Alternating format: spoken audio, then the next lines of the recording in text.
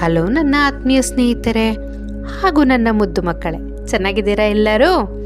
ಹಾಂ, ನಾನು ಹೇಳಿರೋ ಕಥೆಗಳನ್ನೆಲ್ಲ ತುಂಬ ವಿನಯದಿಂದ ಒಳ್ಳೆ ಮನಸ್ಸಿನಿಂದ ಕೇಳಿ ನನಗೆ ಲೈಕ್ ಕೊಡ್ತಾ ಇರೋದಕ್ಕೆ, ಸಬ್ಸ್ಕ್ರೈಬ್ ಮಾಡ್ತಿರೋದಕ್ಕೆ ತುಂಬ ಧನ್ಯವಾದಗಳು. ಹಾಗೆ ಈ ಕಥೆಗಳ ಜೊತೆಗೆ ಸ್ವಲ್ಪ ವಚನ ಅಂತ ಕೇಳಿರಬಹುದು ನೀವು. ವಚನ ಸಾಹಿತ್ಯದ ಬಗ್ಗೆ ತಿಳ್ಕೊಳ್ಳೋಣ, ವಚನಗಳ ಬಗ್ಗೆ ಇಲ್ಲಿ ಡಿಸ್ಕಸ್ ಮಾಡೋಣ ಅಂದ್ಕೊಂಡಿದ್ದೀನಿ. ಅದಕ್ಕೆ ನಿಮ್ಗೆಲ್ಲರಿಗೂ ಈ ವಚನಗಳಂದರೆ ತುಂಬ ಕೇಳಿರ್ತೀರ ಎಲ್ಲ ಕಡೆನೂ. ಸೊ ವಚನ ಅಂದರೆ ಮಾತು. ಈ ವಚನ ಸಾಹಿತ್ಯವನ್ನು 12ನೇ ಶತಮಾನದಲ್ಲಿ ಒಂದು ಪರಂಪರೆ ಉಟ್ಕೊಂತು ಸಾಹಿತ್ಯದ್ದು, ಅದರದ್ದು. ಅಲ್ಲಿಂದ ಉಟ್ಕೊಂಡಂಥ ಈ ವಚನ ಸಾಹಿತ್ಯ ತುಂಬ ಕ್ಲಿಷ್ಟಕರವಾಗಿದ್ದಂಥ ವಿಷಯಗಳನ್ನು ಜನರಿಗೆ ಮನಮುಟ್ಟುವ ರೀತಿಯಲ್ಲಿ, ಅರ್ಥವಾಗುವ ರೀತಿಯಲ್ಲಿ, ಈ ಸಾಮಾನ್ಯ ಭಾಷೆಯಲ್ಲಿ ಹೇಳ್ತಾ ಹೋಗಿದ್ದಂಥ ಒಂದು ಸಾಹಿತ್ಯವೇ ವಚನ. ಅದರಲ್ಲಿ ಒಂದು ತುಣುಕನ್ನು ನಾನು ಈಗ ನಿಮ್ಮ ಹತ್ರ ಡಿಸ್ಕಸ್ ಮಾಡ್ತಾ ಹೋಗ್ತೀನಿ. ಒಲೆ ಹತ್ತಿ ಉರಿದೊಡೆ ನಿಲ್ಲಬಹುದಲ್ಲದೆ ದರೆ ಹತ್ತಿ ಉರಿದರೆ ನಿಲ್ಲಬಾರದು. ಏರಿ ನೀರುಂಬಡೆ ಬೇಲಿ ಕೆಯ್ಯ ಮೇವಡೆ ನಾರಿ ತನ್ನ ಮನೆಯಲ್ಲಿ ಕಳುವಡೆ ತಾಯಿಯ ಮೊಲೆ ಹಾಲು ನಂಜಾಗಿ ಕೊಲುವೆಡೆ ಇನ್ನಾರಿಗೆ ದೂರುವೆ ಕೂಡಲ ಸಂಗಮ ದೇವ. ಎಷ್ಟು ಚೆನ್ನಾಗಿದೆ ಅಲ್ಲ? ಒಲೆ ಹತ್ತಿ ಉರಿದಡೆ, ಒಂದು ಒಲೆ ಹತ್ತಿ ಉರಿತಾ ಇದ್ರೆ ಅದಕ್ಕೆ ಅಲ್ಲಿ ನಿಂತ್ಕೋಬಹುದು ನಾವು, ಅಲ್ಲಿ ಅಡುಗೆನೂ ಕೂಡ ಮಾಡ್ತೀವಿ. ಅದ್ರ ಶಾಖ ಅಷ್ಟೇನು ತಟ್ಟಲ್ಲ, ಅರ್ಥ ಆಯ್ತಾ? ಅದರಿಂದ ಒಳ್ಳೆ ಆಹಾರನ ತಯಾರಿಸ್ಬೋದು. ಆದರೆ ಇಡೀ ಧರೆನೇ ಹತ್ತಿ ಉರಿತಾ ಇದೆ ಅಂದರೆ ಲೆಕ್ಕ ಹಾಕಿ, ಅಲ್ಲಿ ನಿಂತ್ಕೊಳ್ಳೋಕ್ಕಾಗತ್ತಾ? ಬದುಕಕ್ಕಾಗತ್ತಾ? ಚಾನ್ಸೇ ಇಲ್ಲ ಅಲ್ವಾ? ಹಾಗೆ ಏರಿ ನೀರುಂಬೊಡೆ, ನಾವೊಂದು ಏನು ಕೆರೆಗೊಂದು ದಂಡೆ ಥರ ಕಟ್ಟಿರ್ತೀವಲ್ವಾ, ಆ ಏರಿ, ಅದನ್ನ ಏರಿ ಅಂತ ಕರಿತೀವಿ. ಆ ಏರಿನೇ ಕೆರೆಯ ನೀರನ್ನು ಕುಡಿದ್ಬಿಟ್ರೆ, ಒಂದು ಮಾತಿದೆ, ಆ ಬಿಟ್ಟ ಫಲವನ್ನ ಆ ಮರನೇ ತಿಂದ್ಬಿಟ್ರೆ ಹೆಂಗಿರುತ್ತೆ? ನಾವೆಲ್ಲ ಇವಾಗ ಹೇಳ್ತೀವಲ್ವಾ, ಮರ ಚೆನ್ನಾಗಿದೆ ಹಣ್ಬಿಡು, ಹಂಗೆ ತಿಂತೀವಿ, ಕಿತ್ಕೊಂಡು ತಿಂತೀವಿ. ಅದು ತಂತಾನಿದೆ ಹಣ್ಣುಗಳನ್ನ ತಿನ್ಬಂಗಾಗಿದ್ದಿದ್ರೆ ಒಂದ್ಸಲ ಇಮ್ಯಾಜಿನ್ ಮಾಡ್ಕೊಳ್ಳಿ. ಬೇಲಿ ಕೆಯ್ಯ ಮೇವಡೆ, ಯಾವುದಾದ್ರೂ ನಾವು ಒಂದು ಬೆಳೆ ಬೆಳೆದಾಗ ಅದಕ್ಕೆ ರಕ್ಷಣೆಗೆ ಅಂತ ಒಂದು ಬೇಲಿನ ಹಾಕ್ತೀವಿ ರೀ.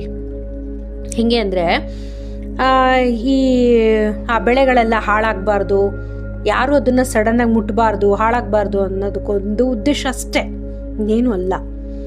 ಆದರೆ ಆ ಬೇಲಿನೇ ಆ ಬೆಳೆನ ತಿಂದ್ಬಿಟ್ರೆ ನಾವಿನ್ಯಾರ ಮೊರೆ ಹೋಗ್ಬೇಕು? ಏನು ಪ್ರಯೋಜನ ಅಲ್ಲಿ? ನಾರಿ ತನ್ನ ಮನೆಯಲ್ಲಿ ಕಳುವಡೆ, ಒಂದು ಹೆಣ್ಣು ಮನೆಯ ಕಣ್ಣು, ಮನೆಯ ಒಂದು ಜವಾಬ್ದಾರಿಗಳನ್ನು ತಗೊಳ್ಳೋಳು ಅಂತ. ಅವಳ ಮನೆಯಲ್ಲಿ ಏನಾದ್ರು ಸಮಸ್ಯೆಗಳಂತ ಬಂದಾಗ ಮೊದಲು ಕೈ ಅವಳದೇ ಬರುತ್ತೆ ಸಹಾಯಕ್ಕೆ. ಸೊ ಅಂಥ ಹೆಣ್ಣು ಸಪೋಸ್ ಅವ್ರ ಮನೆಯಲ್ಲಿ ಅವಳೇ ಕಳ್ತನ ಮಾಡಿದ್ರೆ ಹೆಂಗಿರುತ್ತೆ? ಅದು ಉಳಿಯುತ್ತಾ ಮನೆ?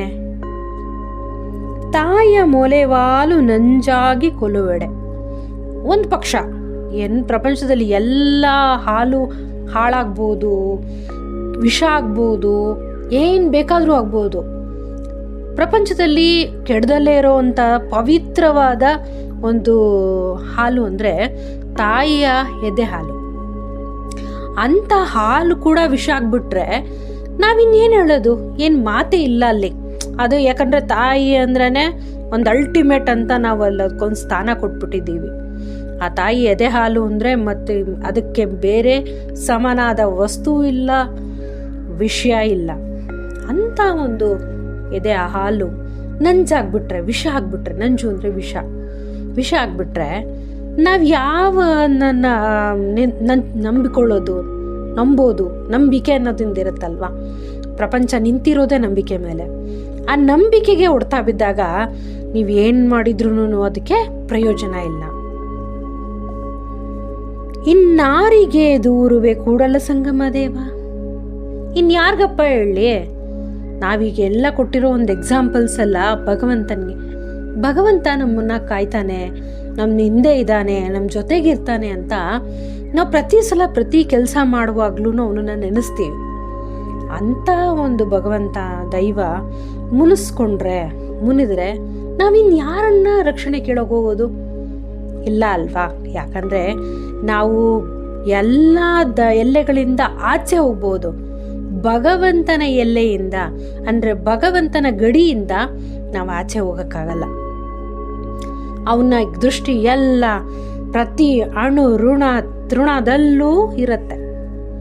ಸೊ ಅಂಥ ಭಗವಂತನ ಕೃಪೆ ಇಲ್ಲ ಅಂದರೆ, ಅವನೇ ನಮ್ಮ ಮೇಲೆ ಮುನಿದ್ರೆ ನಾವಿನ್ನೇನನ್ನ ನೆಚ್ಕೊಳ್ಳೋದು ಅಂತ ಈ ವಚನದ ಒಂದು ಸಾರಾಂಶ. ಇವತ್ತಿನ ಈ ವಚನ ನಿಮ್ಗೆ ಇಷ್ಟ ಆಗಿದ್ದರೆ ಪ್ಲೀಸ್ ಲೈಕ್ ಮಾಡಿ, ಶೇರ್ ಮಾಡಿ, ಸಬ್ಸ್ಕ್ರೈಬ್ ಮಾಡಿ. ಹಾಗೆ ಇನ್ನಷ್ಟು ವಚನಗಳನ್ನು ಹಾಕಿ ಅಂತ ನಿಮ್ಗೇನಾದರೂ ಕೇಳಬೇಕು ಅನಿಸ್ತಾ ಇದೆ ಅಂದರೆ ದಯವಿಟ್ಟು ನಿಮ್ಮ ನಿಮ್ಮ ಒಂದು ಒಪಿನಿಯನನ್ನು ತಿಳಿಸಿ. ಓಕೆನಾ? Thank you.